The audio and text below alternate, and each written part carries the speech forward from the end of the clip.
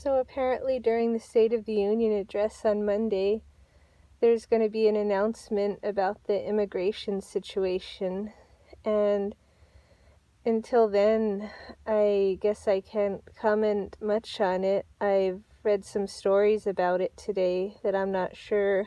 Apparently, 1.8 million illegal aliens are up for some amnesty, and that was something new, but again, I'm not sure because there's been announcements like that this past year and nothing's come of them. And also, all this seemed to come in when Trump was gone, and he wasn't here during those times, during these last couple days, when during last night and today when these stories came out. And as far as I know, he hasn't commented on it, so it could just be another thing that they decided to announce when he was out, and then after he gets back, it could be different, just like before. A lot of the times, it seems like somehow this issue is harder than what it should be, and I'm a little nervous about what they're gonna finally say if it does in fact get announced on Monday, and really what it's going to be like, because as I've said before and as people know, the amnesty part of the deal was done 30 plus years ago, and we're just waiting for the security part. And we were told that there wouldn't be any of these kind of amnesties anymore because there have been a lot since that one that was supposed to be the only one for those farm workers that were just here illegally but out there working and no other kind of benefits and stuff, and they had to go through a process and pay fines and whatnot. This is different than that, regardless of how many of these ones are up for staying or what that's about. But the other night they had a protest at Chuck Schumer's home, and I thought that was good. They were demanding that somehow that he had the ability to let them stay, and they were disappointed that he didn't get much done during that shutdown. So the spectacle of the night, it was just a bunch of the illegals. They were protesting in Spanish, waving the Mexican flag outside of his home here in America, where it's legal to just have those protests, and I doubt they had their permit, and they did that with no consequences. That would have been a good time to round them up. They were being disruptive, not model citizens, obviously don't respect the country or the people here, and they're here illegally, and they have all that time to get angry and to protest government, to protest the laws when they're here and they've been here so long and had a good run, and they still don't get any kind of consequence. They still don't get sent back for that. And even some of the people in the blue states that had this misplaced compassion for them said they didn't so much anymore after that. And the next day they had during the daytime, they went to the Capitol, again the illegal ones, and they had this kind of the theatrics, and once again no consequences for it, just making demands like they're just untouchable or something. And it's a lot harder than it should be. I mean, they always throw in this line about, well, they're hardworking people, have been here since they were kids. That's all they know. Well, they didn't assimilate well. They didn't catch on too well. Or I should say maybe they did. They've seen these riots for the past couple years, and they're mimicking that. But that's the worst of us. And if they are sending all these bright dreamers, like the president of Mexico says, that he somehow doesn't want there, even though they're so good, and he doesn't like us that much, but yet he's giving us such a great present, the best of his people, even though supposedly that's it. But they're not acting like model citizens here. You can't even get an American flag at a protest, and they get offended when other people bring one. So it's just, they have a lot going against them, and more common people are turning on them, and more people that actually do compete for their jobs, more of the working class, they don't want to keep feeling that threat because they feel it's nice that a lot of them have their jobs back.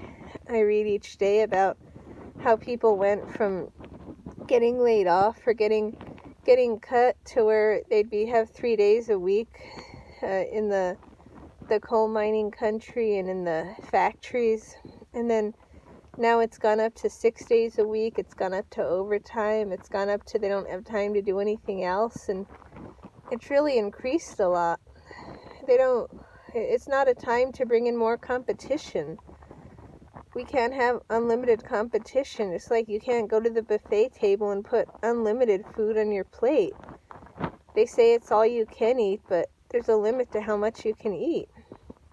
Just like this landmass here, you hear all the time, nation of immigrants. You hear it till you're blue in the face, but there comes a point when you have a balance. You have all the ingredients you need, and you can't keep filling and filling and filling it and expecting to have it the same as what you've come for, of what you've come to escape. If you bring what you've come to escape with you, why escape it?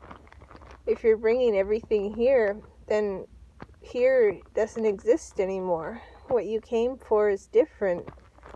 If it's whatever, if it's overcrowded, it's different. If it's a whole different culture than what it was just 30 years ago, it's different. And so it's not the America that people that actually want to assimilate can escape to. After this, there's increasingly less countries that you can, because all that's going on in other European countries with this migration, it's making them just as unsafe as the countries that the people are coming from. And just like Haiti on January 10th, around the time when Trump made those honest comments in a private conversation and everybody had a meltdown over it, there was a advisory not to go there on that day. They said due to violence and unrest in Haiti. So why would you want to bring a bunch of people that are used to violence and unrest? When you do that in large numbers, it becomes just like the place they left.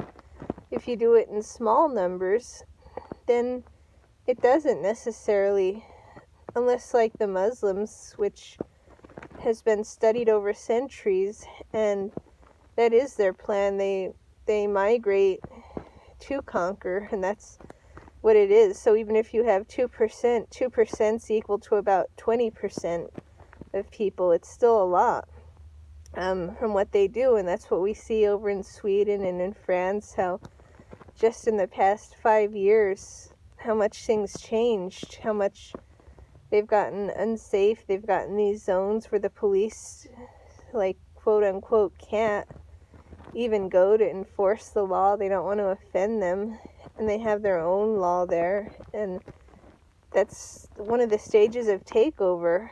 And I wish more people would read about the Muslims, because that really is it. Instead of worrying about how offensive the words are or who it might hurt, you should just face what is and really look at that, because that's what we're trying to avoid over here in America, because it truly is one of the last places to escape. And that said, we just can't let everyone escape here, and It's really one of the greatest countries, a lot say the greatest country in the world, and yet we're having these people that don't see that. It went right over their head, and they're demanding stuff. Demanding, I mean, screaming with signs, just, they're scary. And they're not citizens. Could they have gotten away with that even 50 years ago? Would they have tried that even 10 years ago? No, maybe then, but much longer ago, even here, you just wouldn't. Like, you see these politicians, the same ones in there now, you see these quotes from like about quarter century ago saying the same things about the illegal aliens that Trump's saying now. Some even talking about a wall, a fence, and now when he's finally doing something about it because it got out of control, now partly because they oppose him and partly because the globalists took over the leaders so bad that they become, and not necessarily weak, it seems weak, but it's kind of strong. I mean, if somebody can cry some tears and it lets 1.8 million of them stay, however they got that number from, I knew it was more than the 800,000 number that we've been told for a couple years. I think there's more like 3.6 million of them, and then we've been told for the last 15 years that there's 11 million illegals, so what's that, about 30 million? It's, wow, it spun out of control, and so sort of like at the 11th and a half hour, Trump's trying to do something about it with all this opposition, and it's a shame that the rest of the leaders don't love this country in the same way, that they want it protected, that they don't want all these illegals to go. They're illegal no matter what you think. If you want to have bleeding hearts, there's plenty of American kids and people, like look at cities like Detroit and St. Louis that are just run down. They need to be fixed. They need it. You don't worry about other countries that look like that. There's places in this country that need it, that look bulldozed. You need to help the people there and rebuild that. There's a lot to be done. Well, the infrastructure plan is what's next, and so that's going to tackle some of that. But this immigration issue, it's taking away from other stuff that needs to get done, and I think unnecessarily, because the immigration could be fixed if you just follow the law and take all the emotion out, so that other things can get on. Like the new plan, it's probably going to create more jobs with construction, building, and it'll take a while to rebuild all this, so the jobs will be going for a while, and a lot of money will go into it, though, a lot of the budget. But I think that's something, well, I shouldn't say I think, but it's something most people should agree on, because roads, that's something everyone uses those. Even if you don't go anywhere, you have your stuff delivered through roads, and someone needed them to get there. There's some things everyone benefits from, and so that needs a big spending bill. But these illegal aliens don't need a dime. They've already gotten it. We've already paid for them, not just through these social programs, taxes, welfare, hospital stays, emergency rooms, also the crime they commit. We pay as a society. We pay again with more money to fix up the crimes they commit. If they vandalize, if there's theft. I mean, I read about these terrible crimes they commit that are violent, or that are where they injure people, which is even worse than just tearing up buildings and wrecking stuff. They do that too, and they don't like Trump supporters at all. Forget that. They're some of the ones that show up protesting with their country's flag, yelling and screaming, just because Trump supporters are trying to gather with some like-minded people and have American flags and wear red. The color red isn't supposed to be worn. It's offensive. But so it's just more work than what it should be for this. And, well, a lot of people, are a bit burned out by the issue and they want a solution. I don't really just want any solution. Honestly, at this time, if in order to get a border wall, we have to give amnesty, which means permanent, it doesn't mean just for a while. I mean, even without amnesty, people that set foot here seem permanent enough. But once that's given, well, there's chain migration next. It influences the elections. They talk about Russia doing that. There aren't even that many Russians here. But yet once they open the floodgates with the 1965 Act, and then when Reagan gave the more amnesty, not expecting this, and 3 years later they reported that, well, it's not working after all, but too late. And that influences elections. They know that they block vote.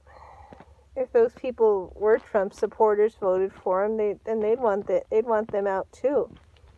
So if you want to talk about influencing an election for the foreign country, it sure isn't for Trump and it isn't Russia. But for years, there's been that problem, and there's a couple reasons for that. Obviously, it's the globalists, the plan, the unrest, and they're pushing it and they took over. There's that. But also, it's just that not enough people said no.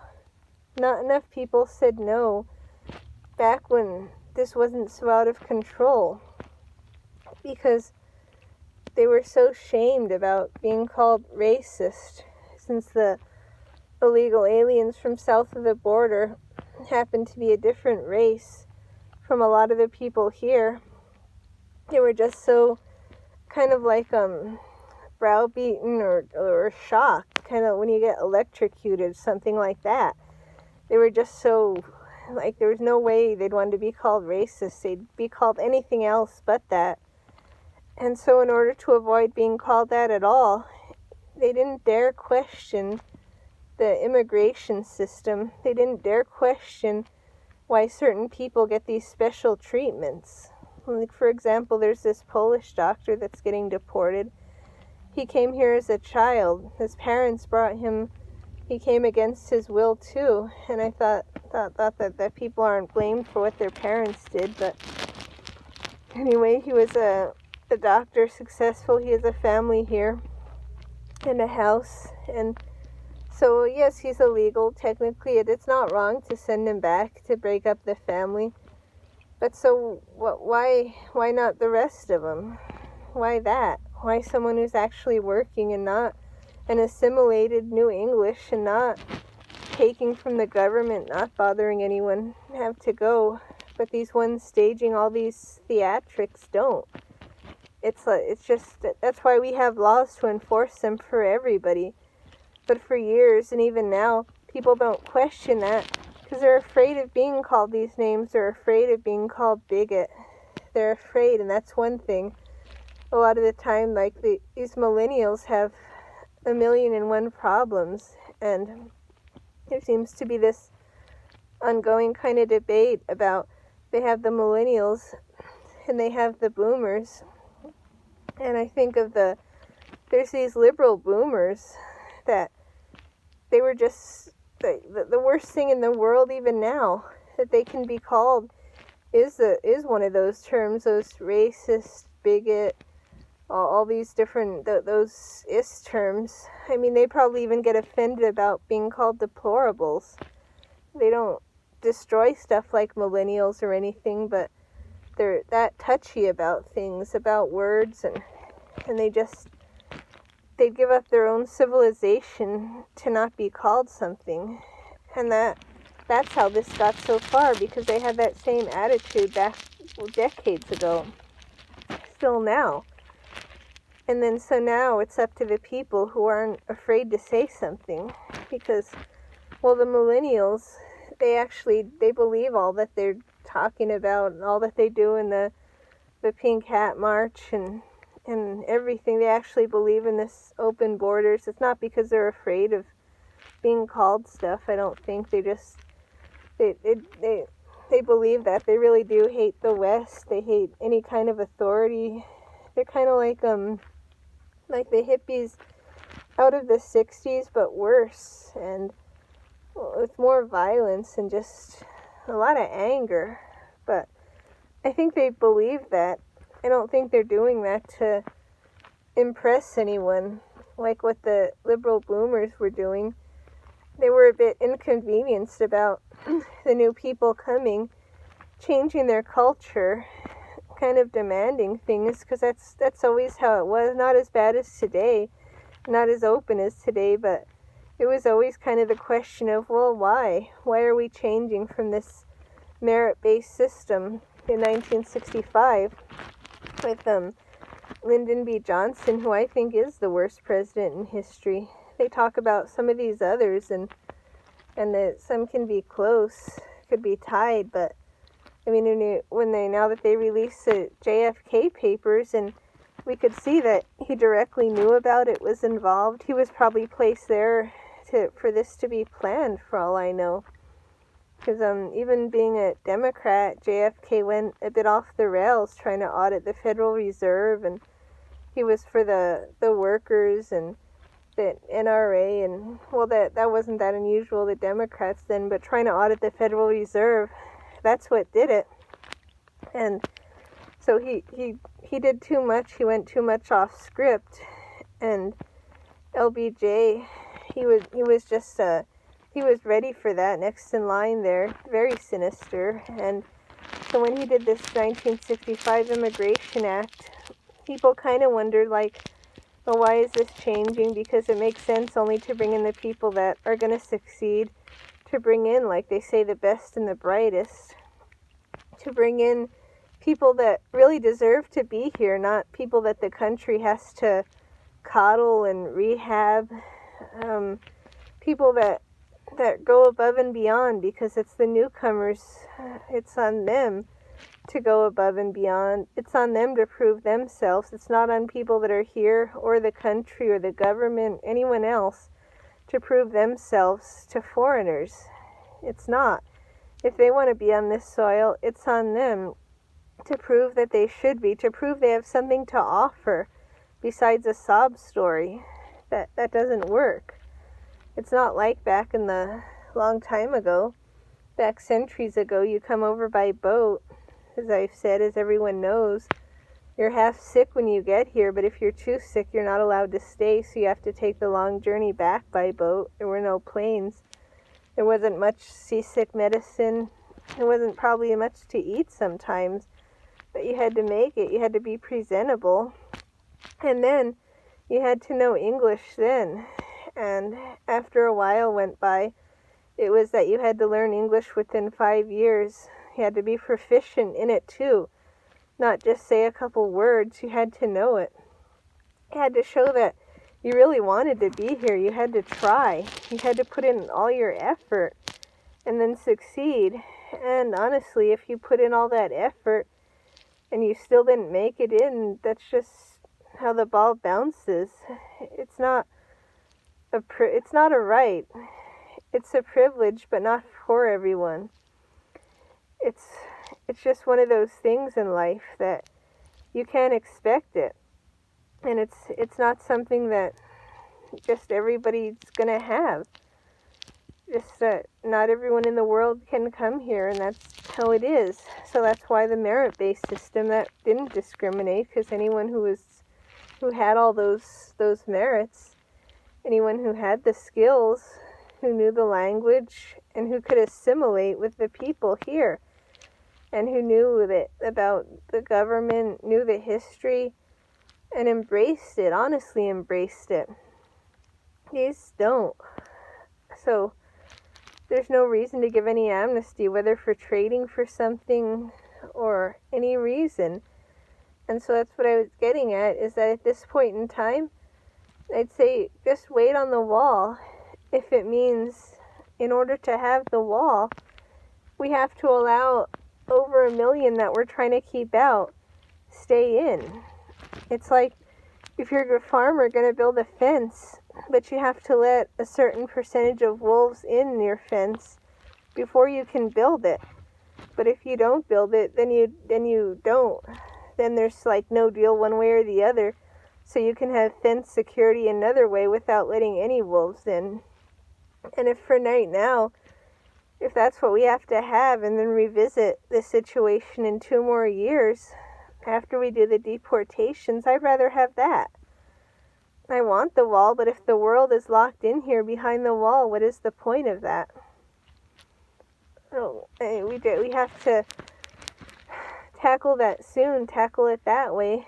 And I think that the citizens should be able to be more involved in this. Just like, I guess that's why we vote, but a lot of people voted, some solely on this. A lot voted mostly on this. And so that was the citizens' involvement. They said what they wanted, and they should be able to be more involved again to let them know that that's still what they want. More and more want that. More and more want definitely the e-verify. That way the employers can't hire people, so it makes it easier on everybody. And the reason that Schumer and all those don't want that is because they know it works. Of course e-verify works. Of course these days when you look everything up on a computer instantly, it works. And that's what they know. And so there they won't only miss out on their votes, but their support. And that's a big part of it. Because as we've seen the votes, the machines can help out with the votes, and the multiple voters and busloads of people can do that. But with these illegals, for one thing, the votes help because there will be some, but mostly there'll be the support. Every time there's election, there's the foot soldiers. They'll be out loud and proud, and the real noisy minority, they'll be out screaming during it.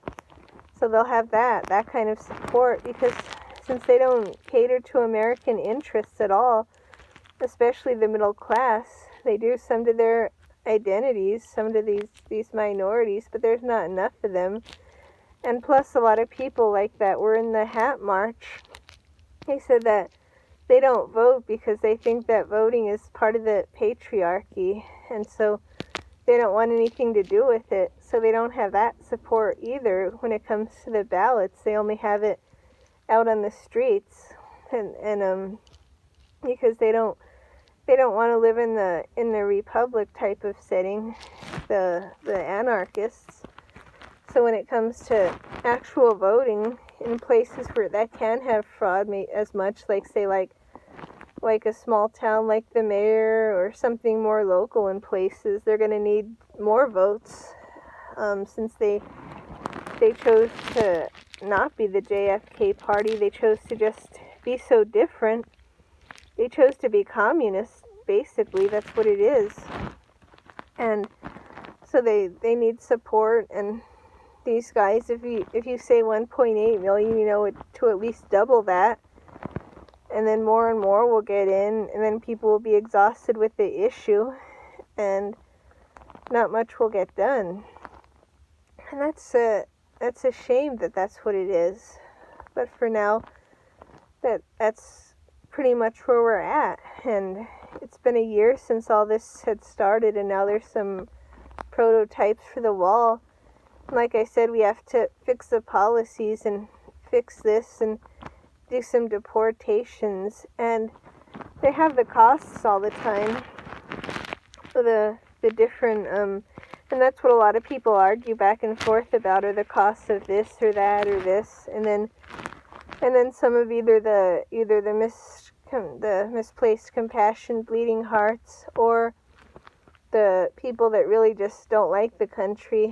They always pull out these numbers that say like, well, it costs X amount to deport all the millions of illegals and take them on buses, but it only costs X amount of this, and then others argue back and they say no, but then if they're gone, then the wall pays for itself because X amount of this, and I really don't know what's right and who's wrong, but I think the argument should be a little more than what the economics are.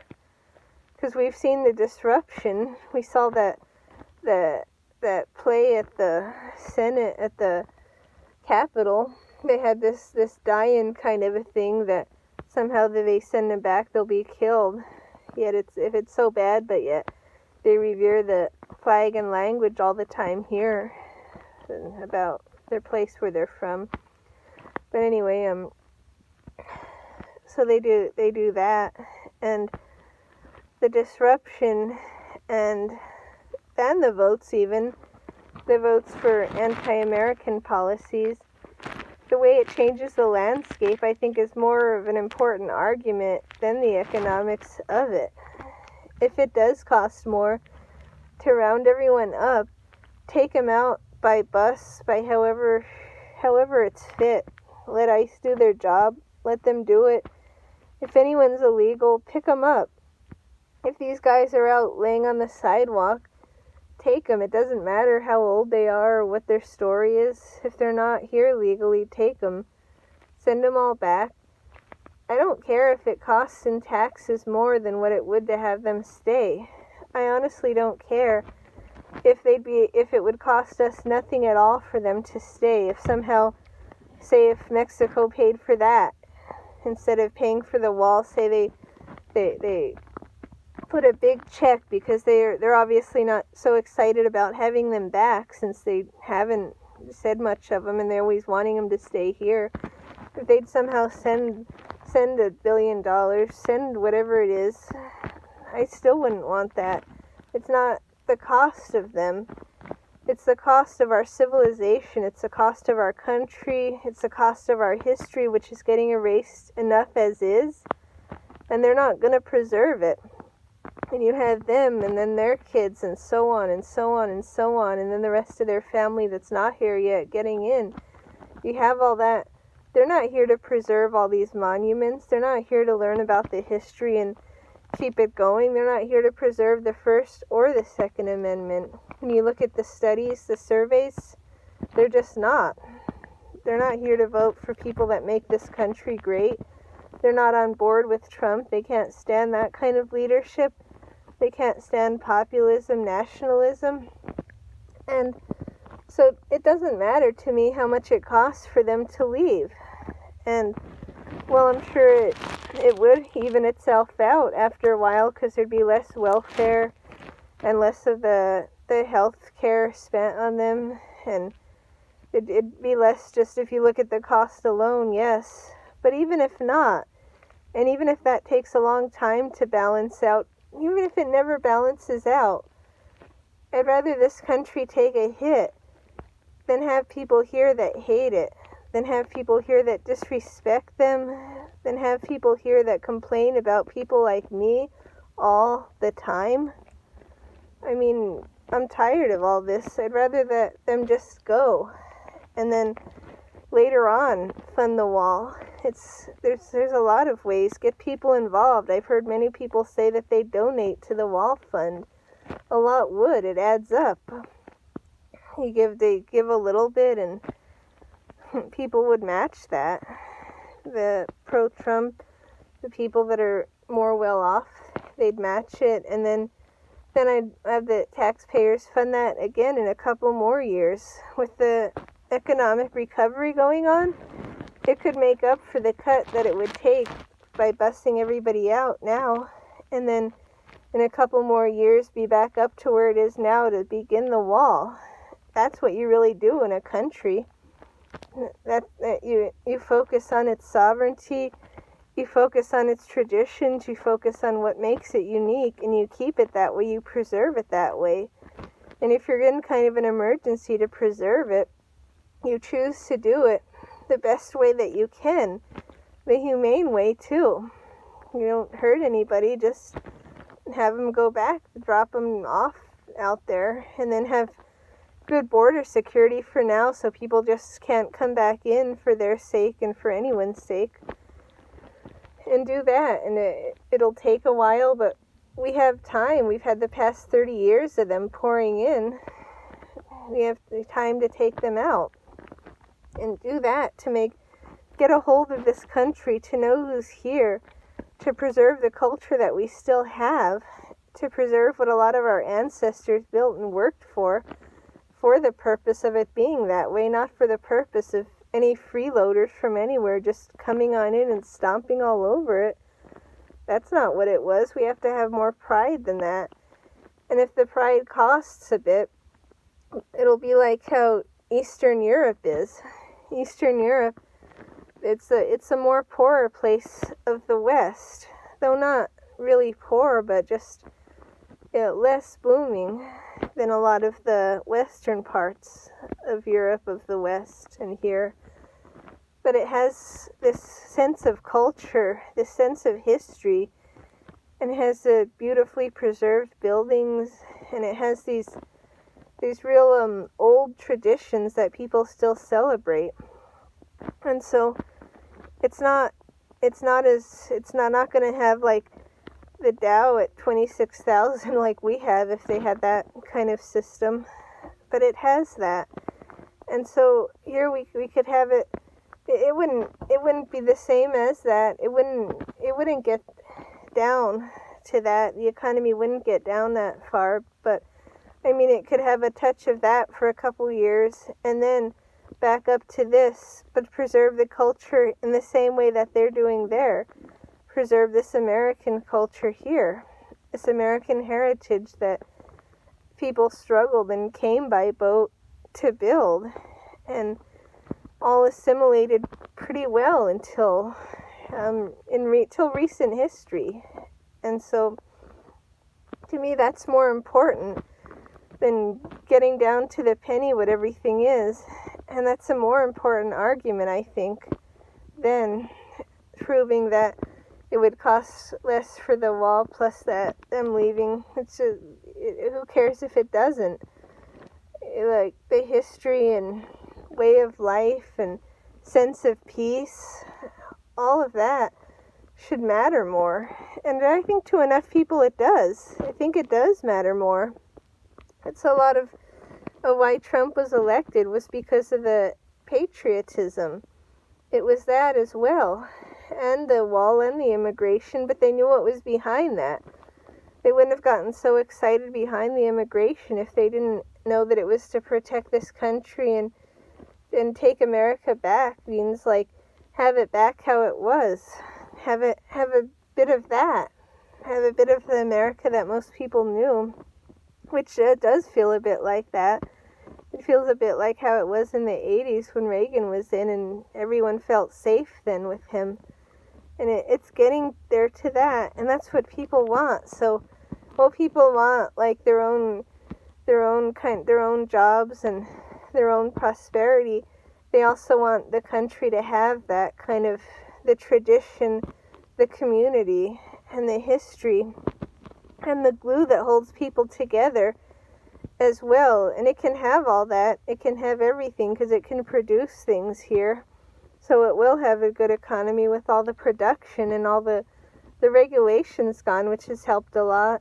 And a lot of the EPA this week, they were going to stay open during the shutdown, but this week they cut some kind of other regulations, and the regulations name were something like forever regulations, meaning that when they got put in, it was all but a rule not to ever take them back out, but they got taken back out so people can do more and they have more freedom to work and not pay fines for it. So they can have that, and they have all that optimism, and they have the optimism here because they like the country, the history of it, they like everything. And so that's why I do believe that more people would look at that even over the economic part of the immigration problem. And so whenever they announce what'll happen, if it's soon, then I'll have more about this that I had thought about and wanted to say. But that was the gist of it. That's the gist of what I think of the immigration, more of it. And we'll see what happens as to what the next one of these will be about, or if he'll even announce that during the State of the Union, but other than that, immigration, the state of the state that the union is in is very well. So I'm looking forward to hearing about that, as well as what'll happen with this, and then until next time when I'll follow up more on this.